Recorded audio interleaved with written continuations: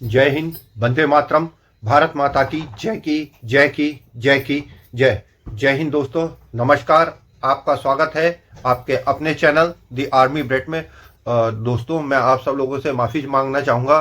काफ़ी लंबे समय तक वीडियो नहीं आ पाई थी। वीडियो ना आने का कारण इसलिए था कि मुझे एक जरूरी कोर्ट की हेयरिंग में दिल्ली जाना था। दिल्ली जाने के बाद जब मैं वापस आया तो फिर मेरे को एम्स दिखाना था। और आप जानते हैं जैसे कि मेरी कमर में जो L3 L4 में जो है फ्रैक्चर है, जिस वजह से ट्रैवल करने की वजह से मेरी कमर में काफ़ी ज़्यादा दर्द हो गया था, जिस वजह से मैं वीडियो शूट नहीं कर पाया। इस बीच जो है काफ़ी सब कुछ जो है जियो पॉलिटिक्स और काफ़ी जो है बदलाव हो चुका है। तो माफ़ी चाहता हूँ। अब उम्मीद करता हूँ कि तबीयत ठीक रहेगी और फिर उसके बाद में कंटिन्यूसली आपसे वीडियो बना पाऊंगा। पर अभी थोड़ी फैमिली प्रॉब्लम चल रही है, थोड़ी कल मम्मी जी का ऑपरेशन है, फिर उसके बाद दोबारा एम्स जाना है। देखते जैसे भी होगा मैं आपको अपडेट देता रहूंगा। कोशिश करूंगा अपनी तरफ से कि टाइम टू टाइम जैसे अल्टरनेट डेज पे वीडियोस आती थी उसी तरीके से आगे आती रहे। और दोस्तों, आप सब लोगों से अनुरोध है, ये चैनल केवल आपके सपोर्ट से ही चल सकता है, केवल आपके सपोर्ट से ही चलेगा। तो प्लीज हमें सपोर्ट कीजिए ताकि ये राष्ट्रवादी नैरेटिव और ज्यादा मेरे और आपके जैसे राष्ट्रवादी भाई बहनों तक पहुंच सके और हम सब मिलके इस संयुक्त मंच में अपनी आवाज को इतनी बुलंद कर सकें कि आवाज जहां तक पहुंचनी चाहिए वहां तक पहुंचे और हम देश के निर्माण में अपनी भूमिका निभा सकें। जय हिंद दोस्तों।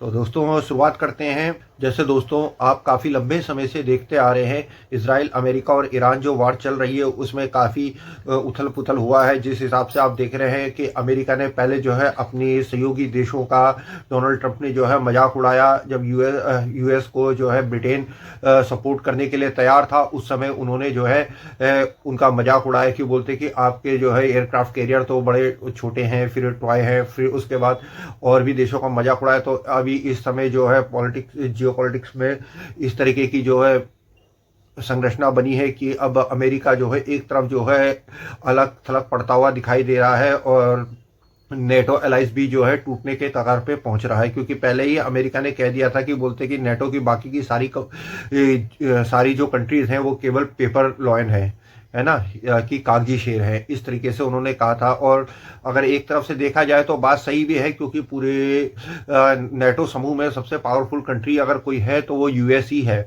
और प्लस दोस्तों, आप जानते हैं जिस तरीके से मिडिल ईस्ट में यूएस के जो बेस थे, यूएस ने एक तरफ से कि सिक्योरिटी प्रोवाइडर था, एक तरफ से उसने मिडिल ईस्ट में जो है बेस अपने यही बोल के लिए थे कि बोलते कि हम आपको जो है इस रीजन में सिक्योरिटी प्रोवाइड कराएंगे। ठीक है, तो अगर आप इस बात को देखेंगे ना तो ये कहानी काफ़ी लंबी जो है चलती हुई नज़र आ रही है। अगर मैं आपको पुराना अगर वापिस जो है फ्लैशबैक में लेके चलूँ तो अगर मैं आपको बताना स्टार्ट करूँ तो कि मतलब कि अगर आप एक एक कड़ियों को अगर आप जोड़ना शुरू करेंगे तो आप पाएंगे। देखिए, अमेरिका जो है स्टार्टिंग से जो है वो आप जानते हैं कि तेल के पीछे, तेल के ऊपर जो है वो जो है क्योंकि वो जानता है तेल जो है किसी भी देश की इकोनॉमी के लिए वैसा ही है जैसे जीवित इंसान या जीवित जानवर के रोगों में दौड़ता हुआ रक्त। तो वो हमेशा इसी को कंट्रोल करना चाहता था। इसी उसमें जो है पेट्रो डॉलर का भी जो समझौता हुआ था, आप स्टार्टिंग से देखें, चाहे आप लीबिया देख लें हैं, चाहे आप इराक देख लें, मिडिल ईस्ट में देख लें, जो भी ये जो अफरा तफरी है ये स्टार्टिंग से अमेरिका ने ही फैलाई है और फैलाती रही है। कि एक तरफ से यहाँ पे एक तरफ से दोस्तों अगर आप देखेंगे तो अगर आप पाएंगे ना तो इसमें ना मतलब शक्ति का संतुलन जो है वो बनाने की कोशिश करी है अपने अपने प्रॉक्सीज की तरफ से। हमेशा देखिए, पहले सेकेंड वर्ल्ड वॉर के बाद जो है दो मेन पावर थी, एक यूएसएसआर था और एक यूएसए था। तो आप दोस्तों देखेंगे जैसे है यूएसएसआर को काउंटर करने के लिए जो है यूएसए ने नेटो अलायंस बनाया था। ठीक है, तो जबकि कायदे से कोल्ड वार के बाद जब यूएसएसआर टूट गया था, छोटा सा पार्ट रशिया बचा था, तो उसके बाद नेटो अलायंस जो है वो खत्म हो जाना चाहिए था, वो खत्म नहीं हुआ। ठीक है, तो पावर गेम जो है वो कंटिन्यूसली चलती रही। यूरोप ने, यूएस ने मिलके जो है अपना प्रॉक्सी तैयार करा यहाँ पे यूक्रेन को। ठीक है, यूक्रेन जो तैयार हुआ तो क्या मोरल ऑफ द स्टोरी ये था कि यूक्रेन को जो है उन्होंने, आप जानते किस तरीके से रशिया को जो उन्होंने दीवार से लगाया कि मतलब कि एकदम नेटो कंट्री उसके एकदम नेटो जो आर्मी जो है उसके एकदम रशिया के बराबर तक आ रही थी। तो उसने जेलेंस्की को जो है वार्निंग दी थी कि आप जो है नेटो में शामिल होने की कोशिश ना करो, अदरवाइज जो है आपको जो है इसके परिणाम जो है झेलने पड़ेंगे। तो वहां पे पहले उसको चढ़ाया, क्योंकि क्या चाह रहे थे, ये अपनी लड़ाई जो है उससे लड़वाना चाह रहे थे, प्रॉक्सी बना, हाँ प्रॉक्सी। और वैसे ही जेलेंसी जो है बेवकूफ था ठीक है, तो वो तैयार हुआ, उसे लगा कि वो नेटो में शामिल हो जाएगा, उसने जो है वो रशिया से भिड़ गया। मॉरल ऑफ दी स्टोरी ये थी कि देखिए किसी भी युद्ध में जो है पैसा खर्च होता है और अंधा पैसा खर्च होता है, मतलब कि अंधा कुआं है ना। और जिस हिसाब से रशिया यूक्रेन वॉर जो है इतने लंबे समय से चलती आ रही है, तो हर वॉर जो है पैसा मांगती है, ठीक है। और जो है दुनिया भर के सैंक्शंस लगते हैं, ठीक है। वॉर में अलग से आपको जो है पैसा चाहिए, आपको वेपन्स के लिए पैसा चाहिए, कॉन्वॉय को मूव करने के लिए पैसा चाहिए है, सोल्जर्स को हायर करने के लिए पैसा चाहिए, प्लस उनकी फैमिली को देखने के लिए और कंट्री को रन करने के लिए, बाकी और सब चीजों के लिए कि कंट्री में क्वाइस ना फैले, आपको पैसा चाहिए, ठीक है। तो इनका मकसद ये था कि जिस तरीके से कोल्ड वॉर के टाइम पे वेपन रेस लगाई थी, जिसमें जो है वेपन रेस में फंस के जो है रशिया ने जो है वेपन्स की होड़ लगती चली गई और उसने अपने इंटरनली हालात पे ध्यान नहीं दिया है, इंटरनली क्राइसिस पे ध्यान नहीं दिया, केवल वेपन्स बनाने की होड़ पे लगा रहा, और वो हालात इतने ज्यादा खराब हो गए थे कि रशिया टूट गया था।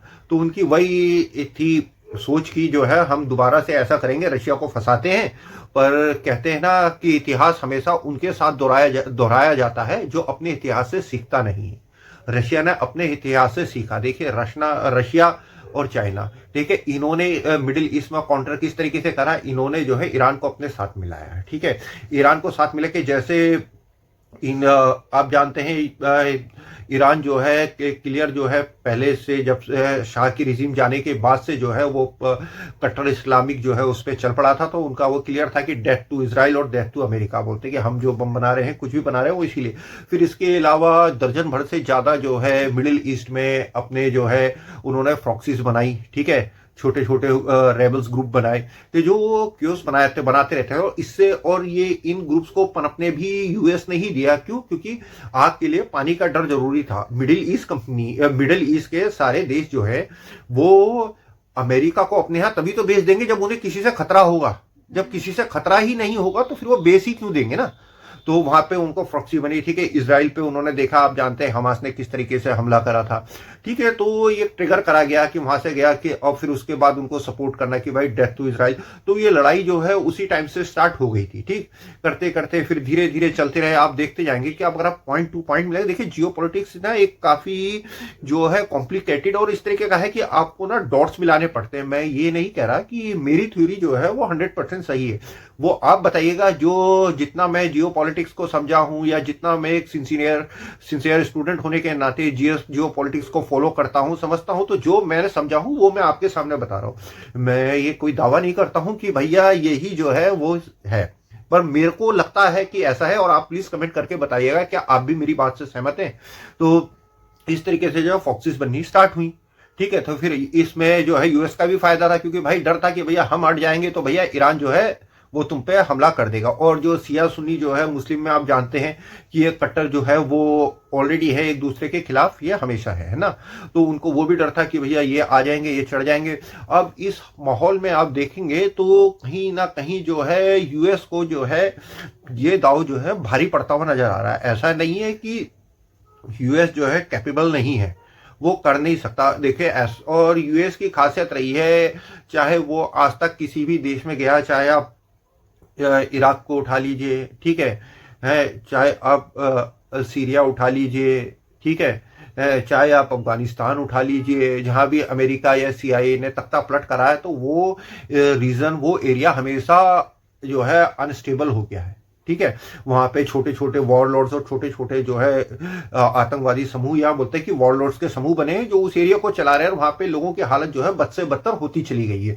तो उन्हें कोई फर्क नहीं पड़ता कि बोलते कि उस कंट्री का क्या होगा, बोलते कि अपना ऑब्जेक्टिव जो है वो अचीव होना चाहिए, अपना एम जो है वो अचीव होना चाहिए। क्या होता है, ये ह्यूमन राइट्स और ये वॉर क्राइम, ये सारी चीजें केवल टूल्स हैं जिनसे किसी दूसरे देश पे जो है प्रेशर डाला जा सके और उस पर सैंक्शन करा जा सके। अगर आप देखेंगे तो अगर यहीं पे बात करेंगे तो अगर आप देखिए कि शिया सुन्नी कॉन्फ्लिक्ट में इतने मुसलमानों द्वारा इतने मुसलमान मारे गए हैं जितने की बोलते आज तक किसी भी वॉर में मुस्लिम, चाहे मुस्लिम वर्सेस इजराइल की वॉर हो या कोई भी अदर वॉर हो, इतने मुस्लिम नहीं मारे गए हैं। तो ये कहना कि भैया कि जो है गाजा में जो हुआ, जो मारे गए हमें दुख है, बोलते नहीं, ये सब नौटंकी है, ये सब प्रोपेगेंडा है। ये वैसे भी एक दूसरे के काटते रहते। इतना मुसलमानों को मुसलमानों द्वारा काटा गया है, इतना किसी और धर्म किसी और देश द्वारा नहीं काटा गया है। सियाओं, जब सियाओं का मौका लगा उन्होंने सुन्नियों को, और जब सुन्नियों का मौका लगा उन्होंने सियाओं को। ठीक है, तो इस समय जो है हालात निकल के ऐसे आ रही है। अमेरिका ने ये सोचा नहीं था कि, उसने तो सोचा था कि नॉर्मली जो है हम जो है वो करेंगे, क्रैकडाउन करेंगे और जो है टॉप लीडरशिप को खत्म करेंगे और जनता निकल के आ जाएगी। जैसे मैंने आपको पिछली वीडियो में बताया था, अगर आपने देखी होगी, आप पिछली वीडियो देख रहे हैं तो उसमें बताया था कि उन्होंने जो है मोज़ेक जो है अपनी तैयार करा था डॉक्ट्रिन, जिसके थ्रू क्या है कि उन्होंने 30 जो है इंडिपेंडेंट वॉरलॉर्ड्स बना दिए थे। 30 स्टेट्स के 30 इंडिपेंडेंट वॉरलॉर्ड, उनका सारा स्ट्रक्चर अपना खुद का था, मतलब कि मैन्युफैक्चरिंग से लेकर अटैक से लेकर कमांड तक, और वो सब कर रहे हैं। तो अगर अमेरिका अगर आज चला जाता है तो वो जिस रेडिकल इस्लामिक रिजीम को चेंज करने की बात कर रहा था, तो उसने तो उससे भी खतरनाक जो है रेडिकल इस्लामिस्ट है उनके IRGC के आत्मा कंट्रोल देके ईरान की जनता को छोड़ के जा रहा है। और ईरान में मेरे समझ नहीं आता है, जो लोग जो है खमनेई जी की मौत पे छाती पीटते हैं, वो लोग पता नहीं क्यों भूल जाते हैं। एक और मजे की बात है कि बोलते हैं कि कुछ ही, मतलब कि हमारे खास तौर से हमारे इंडिया, बांग्लादेश, पाकिस्तान है, इनके सीने में ज्यादा दर्द है। ठीक है, और बाकी कुछ छोटे मोटे लेफ्ट के जो है वो प्रोपेगेंडा करते रहते हैं। पर आप ईरान की जनता के बारे में बात करें तो ईरान की जनता बोलती है वहां पे ज्यादातर लोग बोलते हैं कि भैया हम जितना US से नफरत करते हैं उतनी हम खमेनेई से नफरत करते हैं, है ना, हमको वो नहीं है। तो वो उन्होंने खुशियां मनाई उनकी मौत की, क्योंकि आपने देखा था कि 30,000 जिस तरीके से आंदोलनकर्ताओं को, उनको बच्चों को जो है मार दिया था, उनके पेरेंट्स को, और किस तरीके से जो है एकदम रेडिकल इस्लामिस्ट और उस तरीके से चले गए। देखिए, अगर आप इजराइल का पॉइंट ऑफ व्यू देखें तो इजराइल के लिए तो जीने और मरने वाली बात है। कोई देश अगर कह ही रहा है कि मैं न्यूक्लियर बम और मिसाइल्स मैंने इसलिए बनानी है क्योंकि मैंने इजराइल को खत्म करना है, मैंने एक यहूदी निपटाने हैं, तो अगर किसी का भी अगर अस्तित्व का, अगर कौम का पूरा जेनोसाइड का अगर सवाल आएगा और आपने अपनी प्रॉक्सिस की तरह कोशिश भी करी, है ना, तो अगर आप इस तरीके का करोगे तो कोई ना कोई भी रिटेलिएट करेगा ना। जब आप किसी को एकदम दीवार से लगा दोगे तो वो तो पलटवार तो करेगा ही करेगा ना। तो वो था, तो इजराइल के तो फिर भी समझ में आ रहे हैं कि जो उसके जो पॉइंट्स है वो हो रहे हैं। देखिए, उन्होंने उनके काफी सारे मिसाइल बेस तबाह कर दिए और इजराइल का कहना है कि आगे भी हम कर देंगे। पर अमेरिका इस वॉर में मुझे लूज होता हुआ क्यों दिख रहा है? देखिए, क्योंकि मिडिल ईस्ट का जो इसने सिक्योरिटी प्रोवाइडर करने की, मतलब सिक्योरिटी की जिम्मेवारी ली थी, तो वो उसे सिक्योरिटी देने में नाकाम रहा है। ठीक है, और प्लस अगर अमेरिका यहां से चला जाता और तो भैया फिर अमेरिका दोबारा मिडिल ईस्ट में अपने पांव नहीं जमा पाएगा। रिक्तस्थान की पूर्ति होगी, उसे या तो फिर चाइना फुलफिल करेगा या तो रशिया फुलफिल करेगा। और अमेरिका इस तरह के हालात में फंस चुका है अभी। अगर आप देखेंगे तो जो बोलते हैं ना, जा निगला जाए ना उगला जाए, वो गले की हड्डी बन गई है, गले में फंसी हड्डी की, ना थूकी जा रही है ना उगली जा रही है। अब या तो अमेरिका उसे जोर लगा के उगलेगा या तो सटकेगा, दोनों में से एक काम करने पड़ेंगे, क्योंकि इस तरीके से अगर छोड़ के जाता है। देखिए, अब अमेरिका का कहना था, अभी करंट सिचुएशन में आते हैं, अमेरिका का कहना था कि तुम लोगों ने बोलते कि मेरी मदद नहीं करी स्ट्रेट ऑफ हॉर्मुज खोलने के लिए, बोलते कि मैं जा रहा हूं, हम विन हो गए हैं, हमें जो खमनेई को मारना था मार दिया, उनके जो है आर्मी खत्म करनी थी कर दी, नेवी खत्म करनी थी कर दी, अब हम जा रहे हैं, हमारा काम जो है वो खत्म हो चुका है। और जिसे तेल चाहिए वो या तो वो हमसे ले ले, नहीं तो स्ट्रेट ऑफ हॉर्मुज खोल ले। तो यूरोपियन कंट्रियां, हर किसी का ये कहना, भैया स्ट्रेट ऑफ हॉर्मुज तो खुला हुआ ही था, तुमने जो रायता फैलाया है इसके वजह से तो ये हुआ है। देखिए, इस युद्ध के क्या पैमाने होंगे, हम सर डिस्कस करते हैं इस बारे में कि क्या हो सकता है क्या नहीं हो सकता है। चाहे आप इसे ये बोले कि मतलब कि कल्पना या हाइपोथेटिकल जो है, मैं सोच, देखिए, तो अगर जो है पहले वो संभावना में चलते हैं कि अगर US जीत जाता है, ठीक है, अगर US जीत जाता है तो ईरान जो है, मैं आपको आज ये बात कह रहा हूं, आप लिख लीजिए, नोट कर लीजिए, इस वीडियो को सेव कर लीजिए, ईरान का भी ये वही हाल कर देंगे जो इन्होंने अफगानिस्तान का है और इराक का करा है। ये किसी भी स्टेट को स्टेबल नहीं होने देते, भले कुछ टाइम तक। अब वो इतने बूट्स ऑफ ग्राउंड रख पाएंगे या नहीं रख पाएंगे। और अगर आप देखिए, अगर ईरान जीत जाता है तो उस पूरे क्षेत्र का खुला दादा बन जाएगा। और यही नहीं, ईरान दावा करेगा कि वो जो है लीडर है मुस्लिम उम्मा का, क्योंकि पूरे मुस्लिम वर्ल्ड में वो ही एक ऐसा देश है जिसने अमेरिका की आंखों में आंखें मिला के चुनौती दी और अमेरिका को मिडिल ईस्ट से खदेड़ दिया। ठीक है, अब इससे खतरा किसके लिए बढ़ेगा? सऊदी और UAE के लिए बढ़ जाएगा, हैं। तो सऊदी भी अगर आप देखें, अभी तक जैसे आप देखते हैं सऊदी प्रिंस का और यूएई का जो बयान आया था, तो ये कह रहे थे कि अमेरिका को कि आप जो है चार्ज करो, हम जो है तैयार हैं, हम चाहते कि आप जो है जो आपने ये शुरू करा है इसे पूरी तरह खत्म करो। वो चाहते हैं कि इजराइल के साथ मिलके जो है ये ईरान जो है खत्म हो जाए। और स्टार्टिंग भी इसी तरीके से थी। आपको याद होगा कि अभी मेरे दिमाग से नाम निकल रहा है, एक अकाउंट जो है वो साइन होना था, एक मिनट, थोड़ा सा मेरे को नाम भूलने की प्रॉब्लम है, माफी चाहूंगा, याद आता तो दोस्तों मैं वीडियो के बीच में आपको नाम बता, अब्राहम अकाउंट्स जो साइन हो रहा था, जिसमें मिडिल ईस्ट की कंट्री है इसराइल के साथ मिलके वो बना रहे थे, ठीक है, कि फ्रेंडली नो है, इस तरीके से नहीं होगा कि डेथ टू इसराइल हो, ये कुछ नहीं, हम मिलजुल के शांति से रहेंगे। तो ये जो है अकाउंट साइन ना होने पाए, इसी वजह से जो है हमास द्वारा जो है इसराइल पे अटैक कराया गया था। जब इसराइल ने हमास पे अटैक करा था तो ये जो है अब्राहम अकाउंट जो है वो रुक गया था, ठंडे बस्ते में चला गया था। तो अब आप देखेंगे इस वॉर के थ्रू जो है अब्राहम अकाउंट जो है साइन होने वाला है। साइन होने वाला मतलब कि यूएई, ठीक है, जिस तरीके से अपने ही मुस्लिम देशों में ईरान ने हमले करे हैं, और वो जानते हैं अच्छी तरीके से कि अगर ईरान अगर इस वॉर को जीत गया तो इस इलाके में पूरा एक छत्रराज जो है उनका होने वाला है। जब यूएस की बैकिंग होने के बावजूद भी जो है ये अगर जो है अभी ईरान का कुछ नहीं बिगाड़ पा रहे हैं, तो फिर अगर यूएस अगर चला जाता है तो मिडिल ईस्ट में क्या होगा। देखिए, मुस्लिम उम्मा का राज कौन करेगा?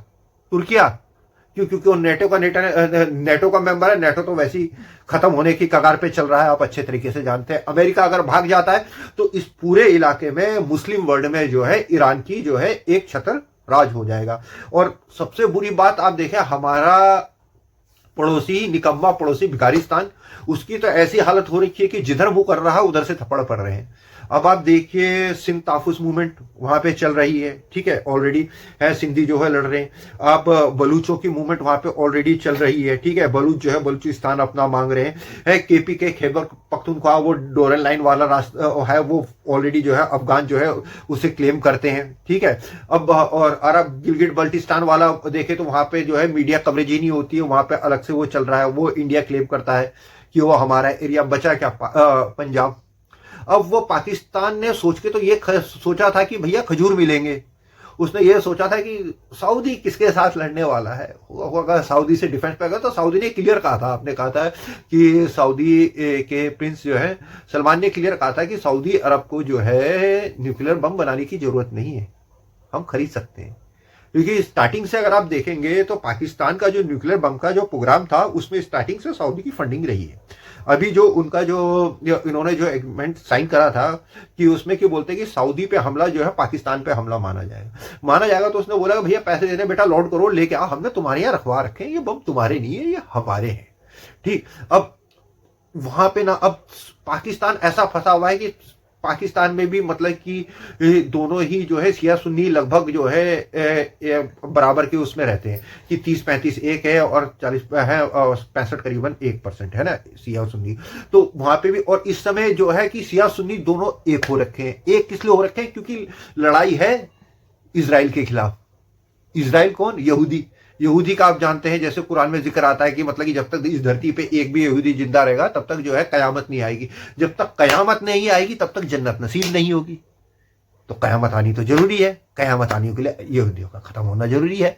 सबसे बड़ा दुश्मन जो है यहूदी है, तो यहूदी को निपटाना है। तो वो चाह रहे कि इजराइल, और देखिए अब मजे की बात, इजराइल को निपटाना, और पाकिस्तान के अंदर जो आम आवाम है वहां पे जो है अमेरिकन हेट्रेड जो है बड़ी जबरदस्त है। पैसा भी अमेरिका से ही लेते हैं, अशराफिया जूते पॉलिश भी अमेरिका की ही करती है, वर्ल्ड बैंक से पैसा, IMF से है पैसा भी अमेरिका से ही लेती है। कभी चाइल्ड एजुकेशन के नाम पे, कभी है पोलियो खत्म करने के नाम पे, कभी वुमेन एम्पावरमेंट के नाम पे, कभी फ्लड के नाम पे, कभी किसी चीज के नाम पे, कभी जो है अपनी F-18 की जो है फ्लीट्स को, F-16 की फ्लीट्स को सॉरी जो है अपडेट करने के नाम पे किसी भी तरीके से जो पैसा जो है ये इसी से लेते हैं। कभी वॉर और टेरर के नाम पे ये पैसा इसी से लेते हैं। और पाकिस्तानी जो अशराफिया है उसे कोई फर्क नहीं पड़ता, उसकी पब्लिक सोचती क्या है। वो जब आप परवेज मुशर्रफ के अगर पुराने इंटरव्यू देखेंगे जनरल परवेज मुशर्रफ के, या उनकी किताब पढ़ेंगे आप लाइन ऑफ फायर, तो उसमें आप जाएंगे और उनके इंटरव्यू में आप खुद पाएंगे उन्होंने कहा है कि उन्होंने जो है अपने यहाँ आम रेडी सब्जी लगाने वाला, रेडी लगाने वाले छोटे मोटे आदमियों को, मतलब कि गरीब नॉर्मल इंसानों को जो है डॉलरों के लिए अमेरिका को बेचा है, वॉर एंड टेरर में वो बता के कि ये आतंकवादी हैं या अलकायदा के बंदे हैं। तो मतलब कि उनकी अशराफिया को फर्क नहीं पड़ता है कि आवाम मरती है मरे, जीती है जी। उनका कहना है कि जब तक इनकी हड्डियों में गुदा है तब तक हम निचोड़ेंगे, जिस दिन नहीं निचोड़ पाएंगे उस दिन थूक लगाएंगे और भाग जाएंगे।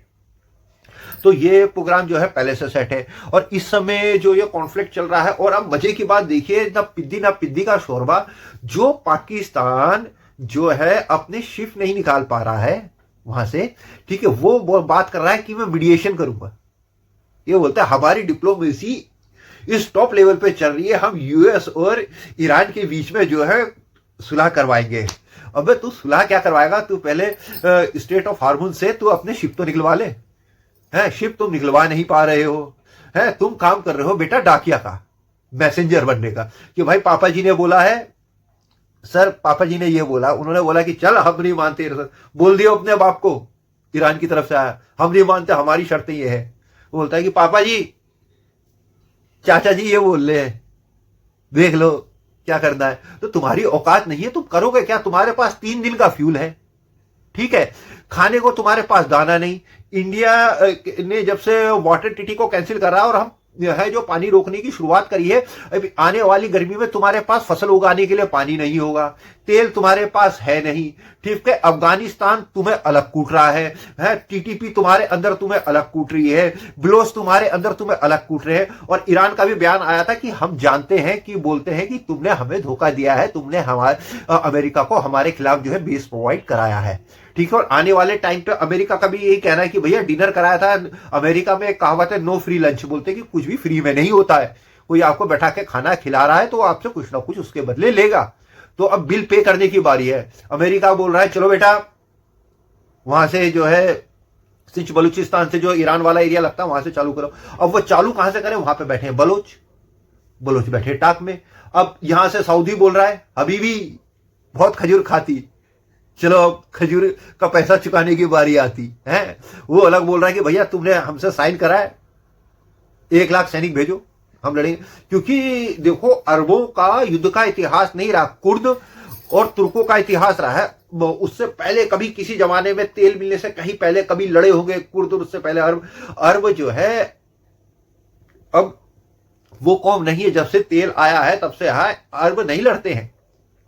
वो लड़ने जाएगा तो अरबों का तुम्हें पता है शौक कैसा, वो सोने की AK-47 लेके जाएगा, बोलते रोल्स रॉयस में जाएंगे हम तो, है ना, पैसा अंधा। वो लड़ने वाले को बोलते कि पैसा देंगे तमाशा देखेंगे। अब पाकिस्तान की यहां पे गले गले आ रखी है, अगर वो जाता है लड़ने के लिए तो भैया उसके अंदर जो है पब्लिक जो है ऑलरेडी है, हालांकि पब्लिक को कुछ समझते ही नहीं है, पर हालत जो है और ज्यादा खराब हो जाएंगे। मतलब कि आप ये बोलते कि सिविल वॉर वाली सिचुएशन हो जाएगी। प्लस BLA ताक लगा के बैठा है, TTP ताक लगा के बैठा है। अफगानिस्तान से इन्होंने लड़ाई ही इसीलिए शुरू करी थी कि हम बोलते कि भैया यहां अफगान से लड़ाई हो रही है, हम जो है आपकी मदद के लिए कहां से भेजे, हम यहां पे फंसे हुए हैं। और इसी तरीके से अगर इनके ऊपर ज्यादा प्रेशर और बढ़ा तो मुझे लगता है ये कुछ ना कुछ ऐसी हरकत करेंगे कि जो है इंडिया जो है दोबारा से वापस हमारा देश इनकी सुताइत लगाएगा। जो ऑपरेशन सिंदूर पाउस हुआ है वो वापिस से जो है प्ले हो जाएगा और दोबारा से इनकी सुताई लगेगी। और ये फिर ये बोलेंगे क्या कि जी देखिए जी बाबूजी, यहां से इंडिया मार रहा है, यहां से अफगानिस्तान मार रहा है, हमारे यहाँ होते, मेरे यहाँ अपने सिपाही नहीं है, मैं कहां से जो है आपकी मदद के लिए आदमी भेजूं। और उसे पता है कि 4-5 दिन की पिटाई होगी, फिर उसके बाद वही है उनके फोन आएंगे DGISPR के, फोन करके बोलेंगे कि भैया जी माफ कर दो, गलती हो गई, फिर जो है कॉम्प्रोमाइज होएगा। क्योंकि इंडिया जो है लंबे युद्ध में जाना नहीं चाहता है, क्योंकि इस समय जो हमारे देश की जो रफ्तार चल रही है, जो चाहे हमारे देश में कितनी ही सिचुएशन हो, चाहे कैसे भी हो, चाहे वो हो, पर हमारी देश का जो ग्रोथ रेट चल रहा है वर्ल्ड में सबसे बेस्ट चल रहा है। 7 पॉइंट समथिंग और 8 पॉइंट के हिसाब से हमारी GDP ग्रोथ रेट चल रही है, ठीक है। इकोनॉमी भी हमारी अच्छे तरीके से कर रही है, 4th पे हम चल रहे हैं। तो हर तरीके से हम जो है अच्छा कर रहे हैं। तो हम कोई ऐसा काम नहीं करेंगे कि खड़े पांव चलते चलते हमारा सब कुछ बढ़िया चल रहा है और हम फालतू की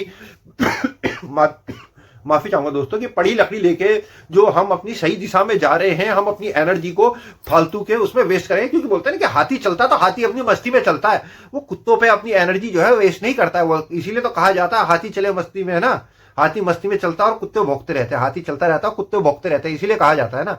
तो वही चीज है कि भैया जिनकी औकात नहीं है, वो डायलॉग है, मस्त राम मस्ती में आग लगे बस्ती में। वो तो अलग है, मस्त राम मस्ती में। बोलते हैं कि हाथी, वो बोलते हैं कुत्ता भौंकता हाथी चलता है। कहावत है ना कि बोलते हैं कुत्ते भौंकते रहते हैं, हाथी को देख के हाथी भाव भी नहीं देता, कि उसे पता है कि कुछ नहीं है, एक पांव की जान है, पर वो अपनी एनर्जी जो है वेस्ट नहीं करता, वो कंटिन्यूसली चलता रहता। और इसके अलावा से आप देखिए, और ऐसा नहीं है कि हमारे देश के खिलाफ कोई साजिश नहीं कर रहा है।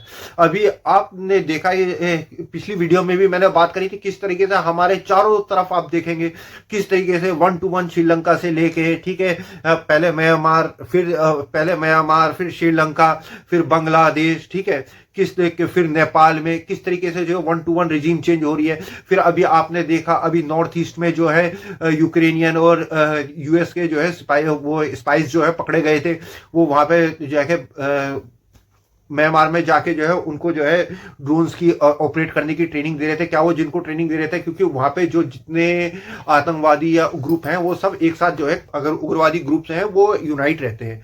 तो हमें बाहर की तरफ से भी थ्रेट है और कर रहे हैं, तो इसके बाद हम अपनी एनर्जी जो है इन सब चीजों में वेस्ट क्यों करेंगे।